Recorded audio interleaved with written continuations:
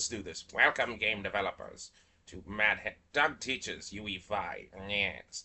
Okay, so it has been a hot minute, and because of writing stuff slash LA, and I might as well show this now because I'm going to show this in the Halo Infinite Forge thing. Well, this is Matt's machinima thing that we're going to be hyping up on the main channel as well.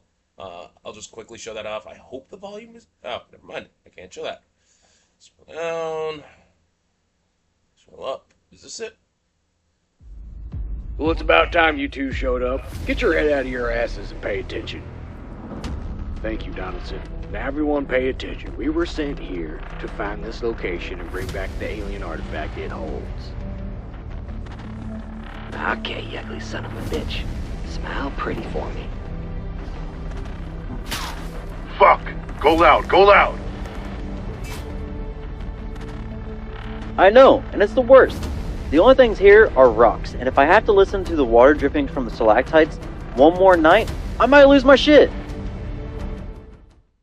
Yeah, I helped out with some of the writing. Not a lot, I just provided some ideas. But more importantly, like, this is our intro. That smell, you ask? It's explosive news.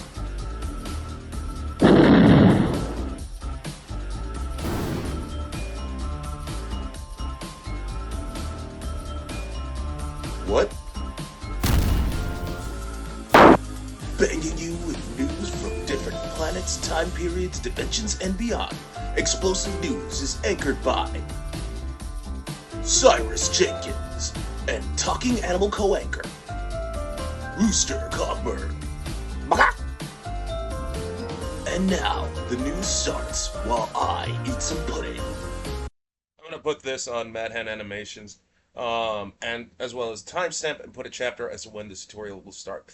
So, in the last one, this thing attacks and blows up. It doesn't damage us. It doesn't damage us yet. So we're actually going to damage it. To do that, we need to. The way they do it in Killer 7 is via something called a line trace. What a line trace is, it's a hit scan object. It just scans in real time whatever it's pointing at. Boom, it's dead. So, we need to make. While I'll do an input action, which will be later. Right now, I'm just gonna do on left mouse button down. We have to check if is aiming. We'll draw that line, etc., etc. So let's go into the player character.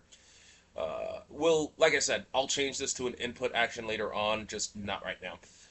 I'm going to go here, left click. I'm gonna type in left mouse button. On pressed, we have to check if is first person view. We have to check if it's true. Now, if it is true, we need to do a line trace. To do that, best way to do a line trace is by going through the first person camera. We'll add UI elements, etc. It's probably in the next video because then I'll do the input action thing as well. So anyway, let's take the first person camera. We're gonna get its forward vector. Shit. Well, first we want to line trace by channel, not multi-line. We want to do just a regular line trace by channel. Start is going to be the camera's world position, the camera's position. So get world location. That'll be the start. Now with the end line, we need to. It's basically going to say, okay, how far forward do you want? We can't. Technically speaking, we can have it go infinitely, but we're not going to do that. So we're going to multiply this by a. Oh no, that's fine. By a float. This float, I'll just make a new variable. I'll call this fire range. And then I will make this into a float. I'll compile and give this a ridiculous, ridiculous. I'm going to say 100,000 units. I think that's 100,000 units. Okay, let's go with that. Yeah, right. Um, Now it's gonna while this is expecting a vector because we can just plug this in, it'll automatically convert. And then what we want to do is, I believe we have to add these two together, and that'll be the end trace. Yeah. Okay. So we on our hit results, we want to break this thing. We want to break this hit result. So, yeah, let's break this hit result first before we do anything more. Um, you know what? Let's make another one. Let's make another thing. We're gonna because yes, we are gonna fuck around with this, but right now I just want to play a sound as well.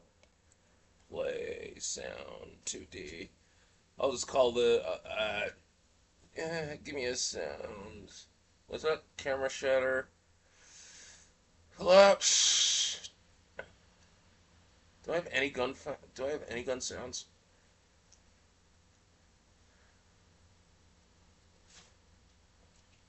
Nope. Well, I have some explosions. I'll just use that. Fuck it.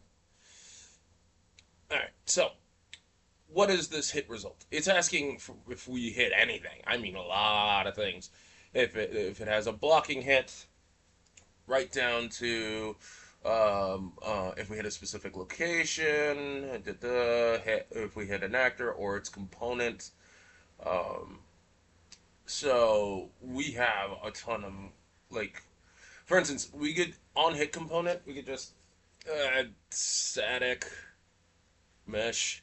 We can just cast it to a static mesh component. But right, we need what did I call this thing? I think you called it a smile. Is that a default smile? Yes, default smile. So we're gonna ask if the actor we hit is the default smile. We're not gonna do much. We're just gonna destroy it. Wait, is it blocking its collision? Is it? Wait, does it accept line trace? I'm pretty sure. I'm pretty sure we didn't set it to blocking, but we'll see. If it's hit, destroy the actor. That's done. That should be fun. That should be fun. Anyway, let's play. Hold on. Oh wait, let me make sure it's persistent, so that way we can see the line trace being. What happened? It didn't accept the collision. Why? Because we have to go here, and then I believe. False ignorance. Wait a minute. Oh, this is a Smile. This is the Smile AI controller. We have to go to its actual master class, which is here. Mesh. We got to scroll down. Yep, it doesn't accept. We have to fix that. What happened? Okay, so by default, because we're using a line trace, it uses something called visibility. So by default, the visibility, the line trace itself, it's ignoring it. So we have to fix that. We just go to do that. We need to go into our main class, and then just go to like fucking what is it? Custom collision? Oh yeah, there it is. Custom, and then just block that. Now, technically speaking, the default smile has changed as well, meaning that the thing should have. Yep, it's set to. Yep, it's set to blocking. Why? Because the master class. This is a child that inherits all of the crap from the master class, and because of that, it basically takes from all of that shit. Meaning, since we set the master class to have blocking by default, this will have blocking as well. So that being said, let's give this a shot. There we go.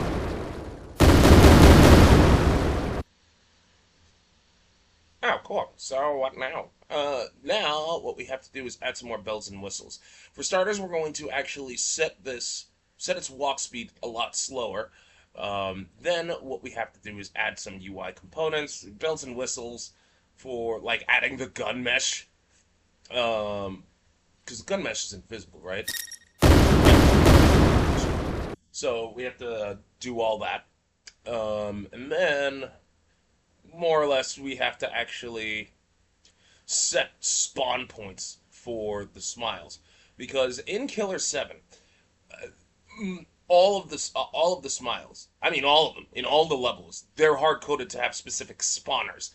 And then they just teleport. They literally spawn once you enter said room. Are we gonna have different rooms? How Killer 7 works is that none of the rooms are connected. There are different stages for whatever reason. There's not one set stage full of free roaming. But we'll have the choice bits, but that's neither here nor there. Anyway, end it here, narrator. And there you have it, game developers. Tune in next week for Matt Hen Doug Teaches Ue5. Yes. Boop.